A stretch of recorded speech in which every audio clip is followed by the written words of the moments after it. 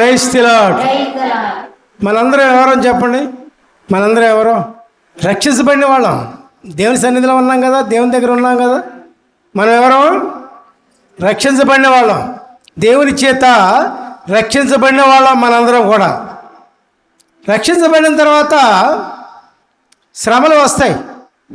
శ్రమలు రాకుండా ఉండవు, శ్రమలు వస్తాయి.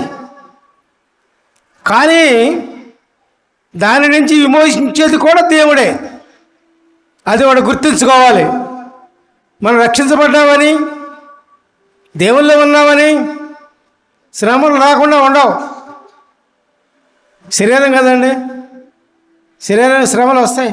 మరి అట్లాగే ఇశ్రాయేలీలు బానిసత్వం నుంచి విమోచించబడిన తర్వాత వారికి వెళ్ళటానికి ముందు ఎర్ర సముద్రం అడ్డం వస్తుంది, దాటలేకపోతారు. దేవుడిని ప్రార్థిస్తాడు మోషే.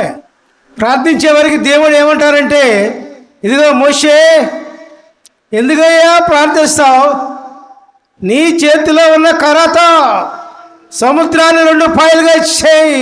దేవునికి స్తోత్రం. చేతిలో ఉన్న కర్ర ఏంటది? దేవుడి మాటతో, ప్రభు మాటతో మోషే 2 పాయలుగా చేస్తాడు సముద్రాన్ని. అంటే దేవుడు చెప్తే అక్కడ చేయగలిగాడు. అంటే దానికి ఆధారం ఏంటంట? శ్రమల నుండి విమోచించబడటానికి మనము దానికి ఆధారం ఏంటి చెప్పండి. ఇప్పుడు చెప్పుకున్నాం దేవుని వాక్యం. దేవుని వాక్యం మన చేత పట్టుకుంటే ప్రియులారా, ప్రభు వాక్యం మన చేత పట్టుకుంటే ప్రియులారా, ఎటువంటి సమస్యలైనా సరే, మనకు ఎదురొచ్చిన సమస్యలైనా సరే మనము జయించవచ్చు. దేవునికి స్తోత్రం. అర్థమైందా? దేవునికి స్తోత్రం చేయండి. హల్లెలూయా. Praise the Lord. Praise the Lord. మీకు శ్రమలు ఉన్నాయేమో, ఒకసారి గుర్తు చేసుకొని దేవుని వాక్యాన్ని మీ హృదయాల్లో పెట్టుకోండి. దేవుని వాక్యమే మనకు ఆధారం. మన జీవితానికి దేవుని వాక్యమే ఆధారం.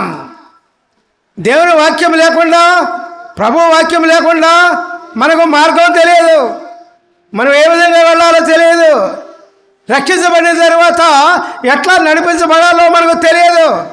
కాబట్టి ప్రియులారా, మనకు దేవుని వాక్యం మూలంగా మనకి ఏమవుతుంది? దేవుని మార్గము మనకు తెలుస్తుంది ప్రియులారా. దేవునికి స్తోత్రం. హల్లెలూయా. Praise the lord.